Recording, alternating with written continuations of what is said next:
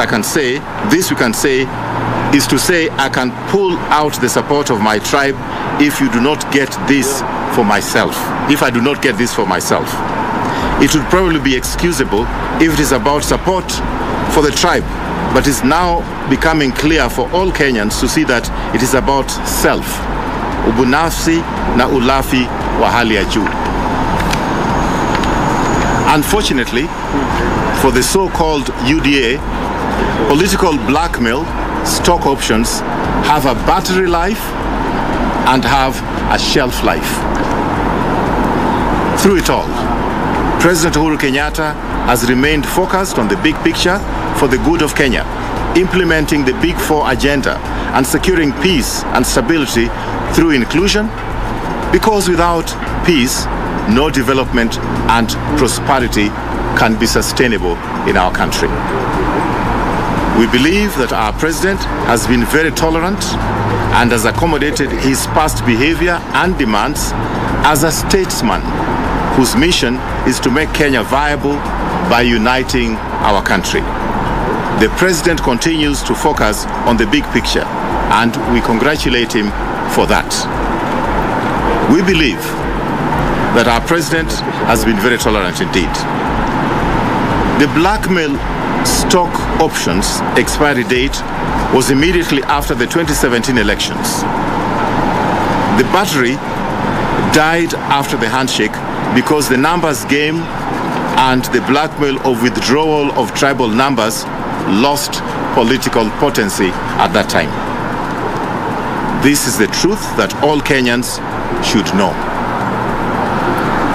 Not only can the DP no longer blackmail Kenyans, the people of Kenya will not accept to be blackmailed. In this latest saga on his security detail, would like to congratulate our deputy party leader, William Ruto, for his honesty to admit that he himself is a very rich hustler. Mgala, muue, lakini haki yake mpe, as the Swahili people would say. It was an admirable display of optics and demeanor of humility before his real self and ego came back as he launched a scathing social media attack executed by his foul-mouthed political mouthpieces and bloggers, with most of the vitriol directed at the person and family of the founding father of our nation, Mzee Jomo Kenyatta, who is not here to defend himself. As a party, we are sending the Deputy President William Ruto a public message that we will not countenance his venturing into crossing this line of referring to the family of the president, the late President Mzee Jomo Kenyatta. He must call his goons to order. We continue to resist a lot of provocation luring us to go into the slimy and smelly social pigsty that some of his people occupy.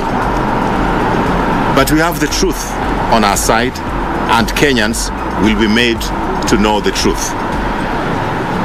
By his own account, the Deputy President is on video record when he told Kenyans that he was worth 100 million Kenya shillings sometime in the year 2015.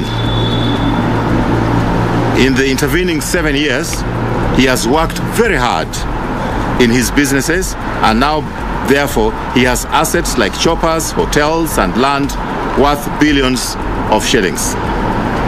We would like to congratulate His Excellency Dr. William Ruto for being able to make such amazing strides in business, even as he was studying for his PhD, concurrently with running a multi-billion shilling empire and carrying the heavy burden of working as number 2 in command and being involved in presidential campaigns on his Sundays, still sparing time to do harambes from his hard-earned sweat money.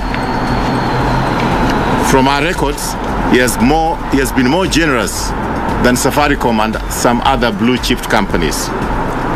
Maybe for such major feat, he expects us to lie prostrate in awe at the great deputy leader in admiration for such prowess, the chosen one. But as our leader, we would like to make the following requests that we consider to be legitimate, stemming from the proceedings in the last few days. One, while the exact average of what he said to own may still be debatable, he has accepted the ownership of at least 3,600 acres. Most of our hustler nation citizens, as he calls them, are only hoping or dreaming to own 0.2 acres. We do not expect him to give his personal land, but given his good heart and in the spirit of Chinese saying that say do not give fish but show somebody how to fish, he can greatly help here. May it please His Excellency the Deputy President Dr. William Ruto, EGH, UPL, DL, CH, to show these our young people all the skills on how to acquire such property in such a short time. He should teach us, the clueless adults in this country, how we can do the same. We may not possess the supernatural powers of hard work that he has, but at least he should teach us something else apart from the wheelbarrows. Show us another way to perform such miracles. Number two, we would like to thank the Deputy President William Ruto and congratulate him for telling us about his chicken farm that makes for him some 1.5 million shillings every day. We thank him because his generosity that add up to millions at different charges and transport money paid to his many visitors at his current residence was not adding up actually. People of goodwill may even have thought of making a contribution. But with an income of 1.5 million shillings a day, our Deputy President is okay. The only thing left in his wonderful act of transparency is for him to show us the figures with respect to his very big payment to Kenya Revenue Authority. A great leader should lead from the front.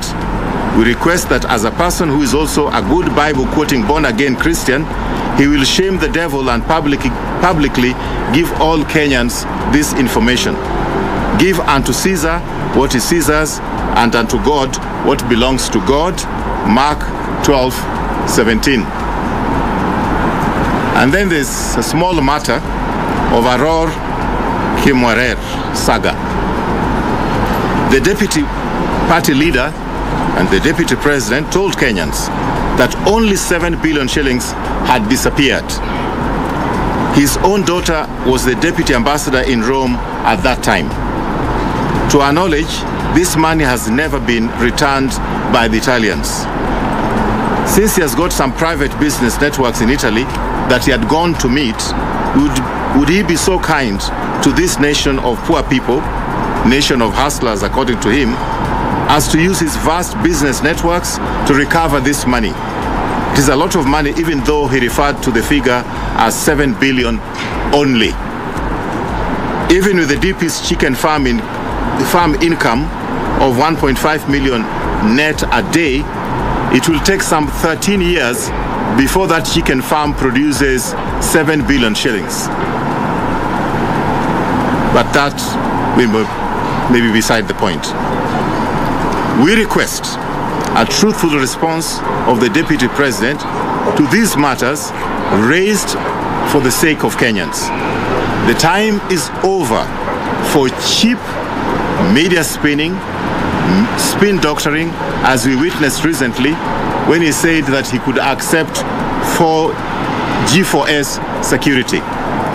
Now that we know that G4S are his standard, it should be easy to calculate the price per askari who are posted to his private properties during the era of blackmail stock options and have it paid to the Kenyan taxpayers.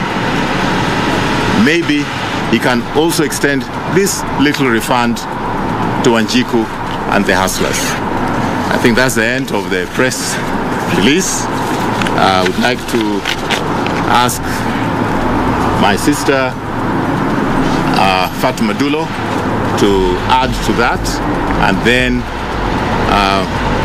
the leader of the party in Parliament, Honorable Kimunya, will be able to answer a few questions and make some remarks. Thank you very much.